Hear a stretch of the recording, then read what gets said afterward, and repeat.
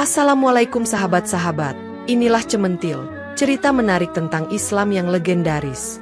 Hari ini saya akan menceritakan kisah seorang anak yang sangat mencintai ibunya, bahkan setelah kematiannya. Ia melakukan hal-hal yang luar biasa untuk tetap bersama ibunya, tetapi apakah hal ini benar-benar menunjukkan cinta yang tulus? Namun sebelumnya, saya sarankan untuk menuliskan sholawat yang kita tujukan kepada Nabi Muhammad, agar kelak sholawat ini bisa menjadi saksi kita untuk mendapat syafaat di akhirat.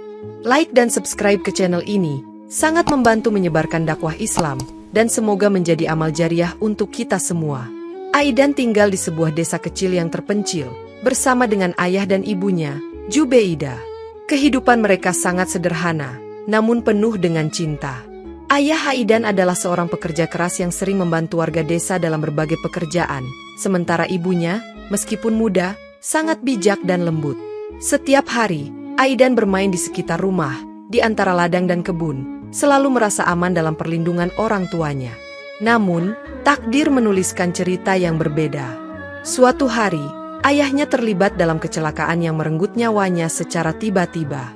Aidan yang saat itu masih terlalu muda untuk memahami sepenuhnya kehilangan yang terjadi, merasa dunia yang ia kenal mulai goyah. "Ibu, kapan ayah pulang?" tanyanya suatu sore, berharap ayahnya akan segera kembali. Jubeidah, dengan air mata di matanya, hanya bisa memeluk Aidan erat. "Ayahmu tidak akan pulang, nak. Allah telah memanggilnya pulang lebih dahulu."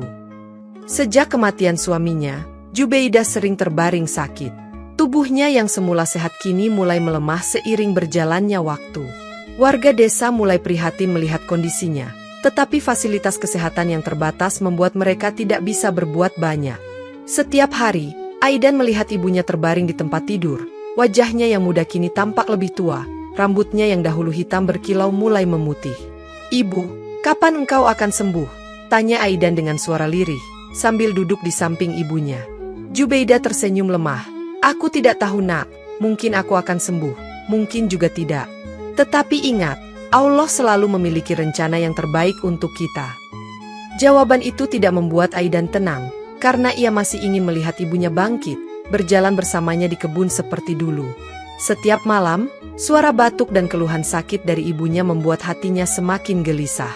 Kondisi Jubeidah semakin memburuk, dan para dokter desa memberi kabar buruk bahwa mungkin malam ini adalah malam terakhir bagi Jubeidah. Aidan yang mendengar itu merasa putus asa. Ia tidak bisa menerima kenyataan bahwa ibunya akan pergi meninggalkannya, sama seperti ayahnya. "Aku tidak mau kau pergi, ibu. Jangan tinggalkan aku," serunya dengan mata berkaca-kaca, mencengkeram tangan ibunya erat-erat. Jubeidah berusaha menenangkan anaknya yang penuh kecemasan, meski suaranya kini sangat lemah. "Nak, setiap orang yang lahir di dunia ini pasti akan pergi. Aku tidak ingin meninggalkanmu, tapi kehendak Allah lebih tinggi dari kehendak kita. Jika saatku tiba, kau harus bisa melanjutkan hidup tanpa diriku," katanya sambil tersenyum lirih. Aidan yang masih belum mampu menerima kenyataan pahit ini, hanya bisa terisak di samping ranjang ibunya, menolak melepaskan genggaman tangannya. Malam itu, Aidan menawarkan untuk memijat kepala ibunya yang mengeluh sakit sepanjang hari. Dengan lembut, ia mengusap rambut Jubeidah, berharap sentuhannya bisa mengurangi rasa sakit yang dirasakan sang ibu. "Ibu, engkau harus sembuh. Aku tidak bisa hidup tanpamu," katanya, berusaha menahan isaknya. Jubeidah menatap Aidan dengan penuh kasih. "Allah melindungi engkau, nak. Engkau akan selalu ada di sisiku, dalam doa-doaku." Ucapan Jubeidah itu seperti angin dingin yang menusuk hati Aidan. Ia tidak bisa membayangkan hidup tanpa ibunya. "Ibu, engkau sudah bersamaku selama bertahun-tahun. Bagaimana aku bisa hidup tanpamu? Jika kau harus pergi, bawalah aku bersamamu," seru Aidan, penuh emosi. Jubeidah tersenyum sedih. "Nak, mengapa kau tidak mengerti? Kematian adalah bagian dari hidup. Berdoalah kepada Allah, mintalah agar aku diberi kesembuhan jika itu memang kehendaknya." Dengan hati yang penuh kecemasan, Aidan bangkit dari sisi ibunya dan berjalan ke halaman rumah. Malam yang sunyi dan dingin tidak menghentikannya untuk berdoa di kebun yang biasa menjadi tempat bermainnya. Di bawah cahaya bulan, Aidan menengadahkan tangan, memohon dengan penuh harapan kepada Allah agar ibunya diberikan kesempatan hidup lebih lama. "Ya Allah, Engkau Maha Kuasa atas segala sesuatu. Aku memohon, sembuhkan ibuku, jangan ambil dia dariku." Aku tidak tahu bagaimana aku bisa hidup tanpanya, bisiknya dengan suara yang parau karena menangis. Malam itu terasa sangat panjang bagi Aidan, tetapi ia terus berdoa, berharap mukjizat akan terjadi dan ibunya akan sembuh saat pagi tiba. Ketika fajar menyingsing, membawa kehidupan baru bagi dunia, hidup Aidan justru tenggelam dalam kegelapan yang mendalam. Ia kembali ke rumah, dan seperti biasanya duduk di samping tempat tidur ibunya, memijat kepala Jubeidah dengan harapan bahwa rasa sakit itu telah hilang. Namun, tanpa ia sadari, ibunya telah meninggal pada malam sebelumnya, ketika Aidan sedang berdoa di kebun. Paman Aslam, yang datang pagi itu untuk menanyakan keadaan Jubeidah bertanya, "Bagaimana keadaan ibumu, nak?" Aidan yang masih dalam penyangkalan, menjawab dengan tenang, "Ibu hanya tertidur, paman. Jangan bicara terlalu keras, nanti dia terbangun." Warga desa mulai khawatir dan memanggil dokter desa, yang kemudian mengonfirmasi bahwa Jubeidah telah meninggal. Namun, Aidan tidak mau menerima kenyataan tersebut. Ia masih yakin bahwa ibunya hanya sedang tidur. Paman Aslam mencoba menjelaskan dengan lembut bahwa ibunya telah tiada, tetapi Aidan tidak mau mendengarkan. "Tidak, paman, ibu hanya sedang istirahat. Dia sakit kepala sepanjang malam, tapi sekarang sudah lebih baik," katanya penuh keyakinan. Paman Aslam menyadari bahwa Aidan berada dalam penyangkalan yang mendalam. Setelah berbagai upaya untuk meyakinkan Aidan gagal, penduduk desa memutuskan untuk mengunci Aidan di sebuah ruangan agar mereka bisa mengurus pemakaman Jubeidah. Setelah pemakaman selesai, mereka kembali menemui Aidan di rumah, namun ia sudah kabur dari tempat pengunciannya.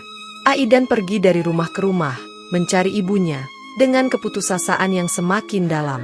Keadaannya mulai tidak terkendali, dan Paman Aslam memutuskan untuk membawa Aidan ke pemakaman untuk memperlihatkan tempat peristirahatan terakhir Jubeidah, berharap ini akan membantu Aidan menerima kenyataan yang pahit. Ketika tiba di pemakaman, Paman Aslam membawa Aidan ke makam ibunya yang baru saja dikubur. Dengan lembut, ia berkata, "Nak, inilah tempat peristirahatan terakhir ibumu. Bacalah Al-Fatihah dan minta ampun untuknya." Namun, Aidan tidak mau mendengarkan. Ia hanya menatap tanah yang baru saja ditimbun itu dengan mata berkaca-kaca, hatinya penuh penolakan. "Ibu tidak ada di sini," bisiknya, seolah berbicara kepada dirinya sendiri. "Dia hanya sedang tidur, dan aku akan menunggunya bangun." Paman Aslam mencoba membimbingnya untuk berdoa, tapi Aidan malah bangkit dan berlari menuju rumah, meninggalkan paman dan penduduk desa dalam kebingungan. Sesampainya di rumah, ia terus mencari ibunya di setiap sudut, bahkan membuka lemari-lemari dan di bawah ranjang. "Ibu, di mana engkau?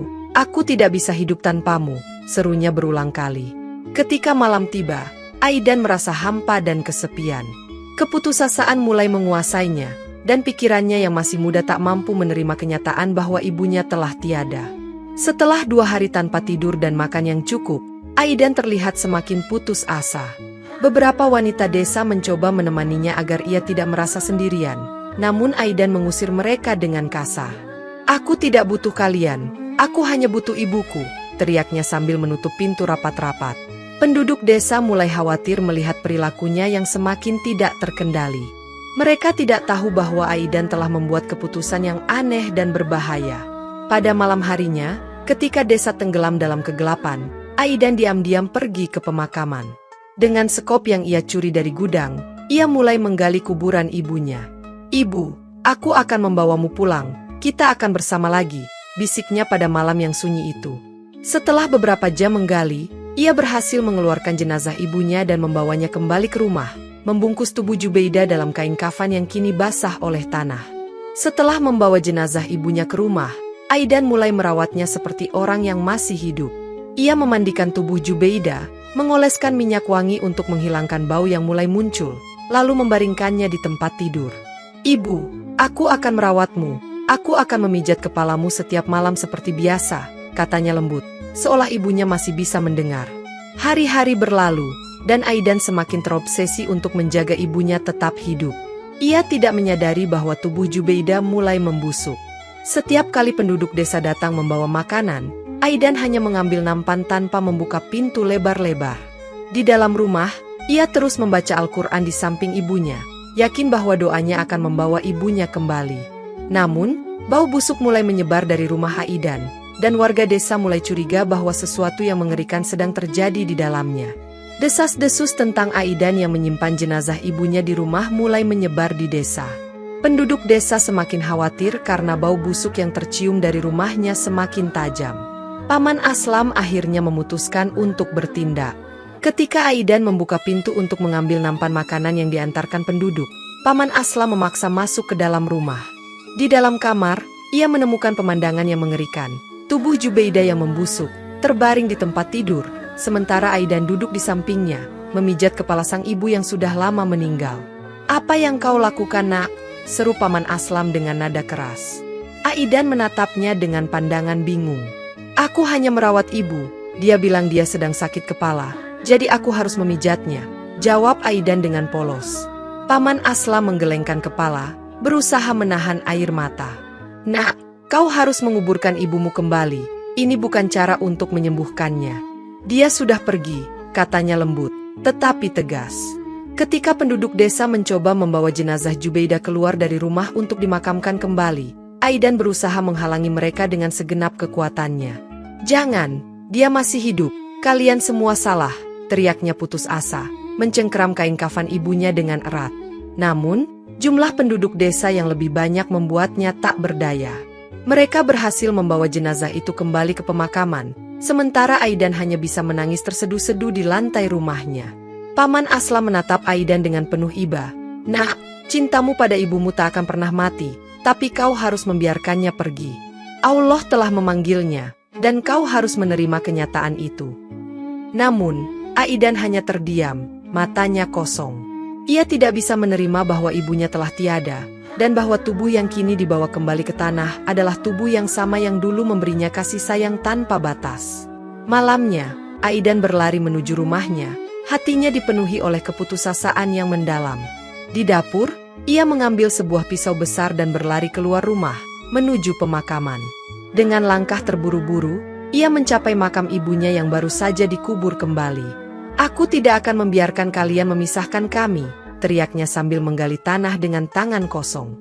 Beberapa penduduk desa yang mendengar kegaduhannya segera datang dan mencoba menenangkannya, tetapi Aidan mengacungkan pisau, mengancam siapapun yang mendekat. "Beri aku ibuku, atau aku akan mati bersamanya," ancamnya. Paman Aslam, dengan wajah yang penuh dengan keprihatinan, mendekatinya perlahan. "Nak, tinggalkan pisau itu. Tidak ada yang bisa kau lakukan untuk mengembalikannya. Allah telah mengambilnya, dan kau harus membiarkannya pergi," katanya dengan tenang. Namun, Aidan hanya bisa menangis dan jatuh ke tanah.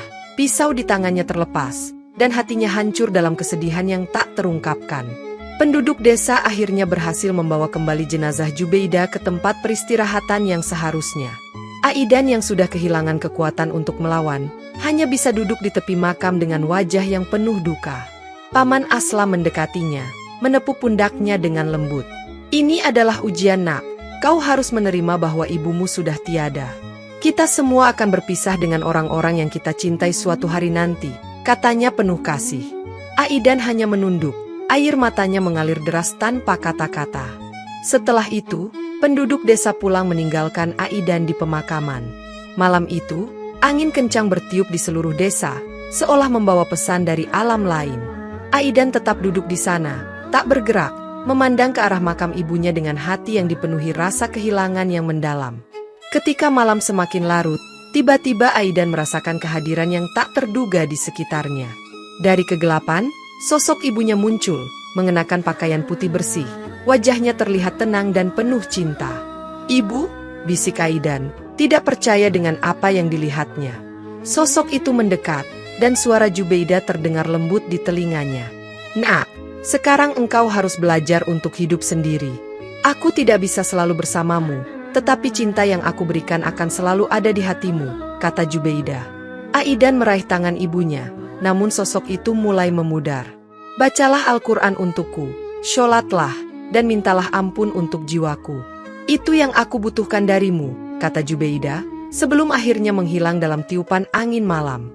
Aidan terduduk dengan hati yang penuh kebingungan, tapi juga ada perasaan lega.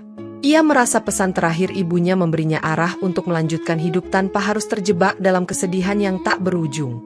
Keesokan harinya, Aidan terbangun dengan perasaan yang aneh.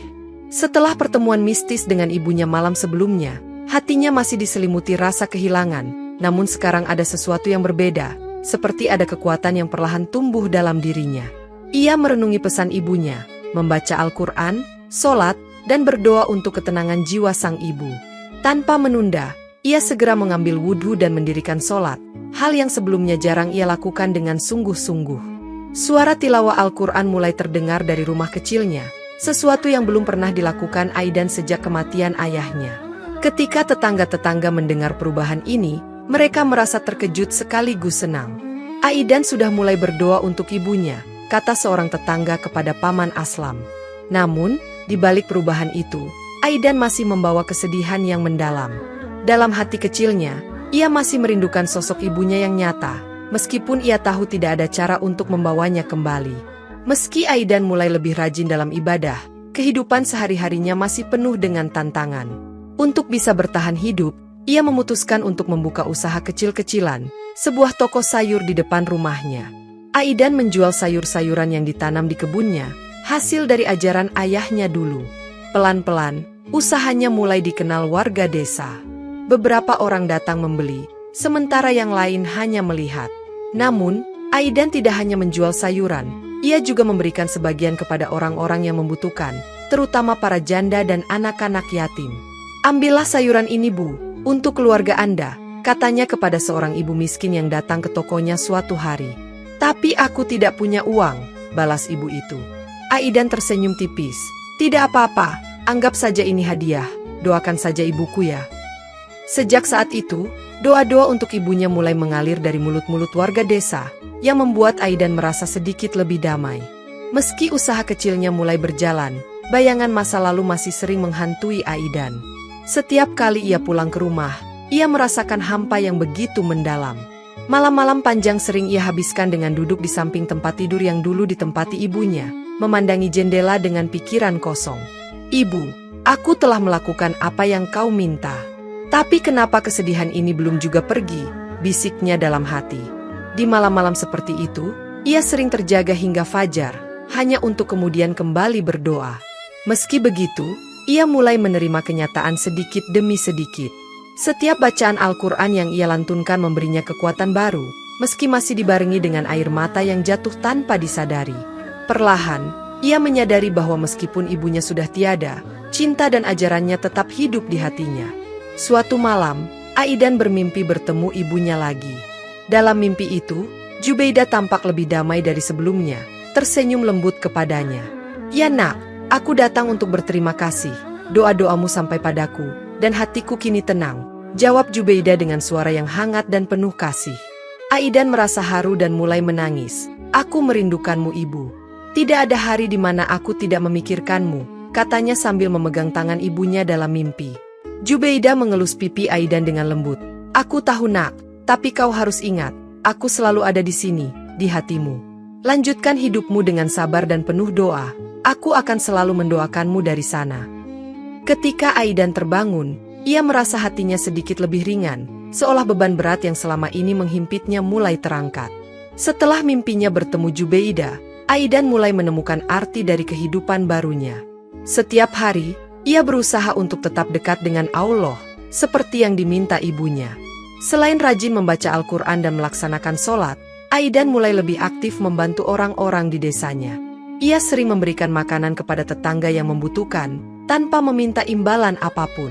"Ini untukmu, semoga berkah," katanya sambil menyerahkan satu keranjang penuh sayuran kepada seorang tetangga. Perbuatannya mulai menarik perhatian para tetua desa, yang kini melihat Aidan sebagai pemuda yang bijaksana dan penuh kebaikan, meski hidupnya penuh dengan cobaan berat. Aidan tidak hanya membantu dengan materi, tapi juga memberi teladan bagi anak-anak muda di desanya. Ia berbicara kepada mereka tentang pentingnya berbakti kepada orang tua, terutama dalam berdoa untuk mereka yang telah tiada. Meski kehidupannya mulai lebih teratur, Aidan tidak luput dari ujian. Ada beberapa orang di desa yang mencurigai perubahan sikapnya, merasa bahwa apa yang dilakukannya hanya untuk mendapatkan simpati. "Lihat saja, ia pasti ingin dipuji karena kebaikannya," gumam seorang penduduk dengan nada sinis. Aidan mendengar kabar tersebut, namun ia memilih untuk diam. Ia tahu bahwa niatnya bukan untuk mendapatkan pengakuan atau pujian, tetapi untuk menjalankan amanat terakhir ibunya. Biarkan mereka berkata apapun, pikir Aidan. Ia tetap fokus pada pekerjaannya, pada ibadahnya, dan pada tujuannya untuk terus mendoakan ibunya. Setiap kali keraguan muncul, ia kembali kepada sholat, meyakini bahwa selama hatinya tulus, Allah akan melihat segala amal perbuatannya. Terima kasih sahabat Cementil yang telah menyimak cerita ini sampai akhir. Saya harap kalian menyukai cerita yang indah ini. Jangan lupa untuk memberi like dan subscribe. Wallahu a'lam bishawab. Wassalamualaikum warahmatullahi wabarakatuh.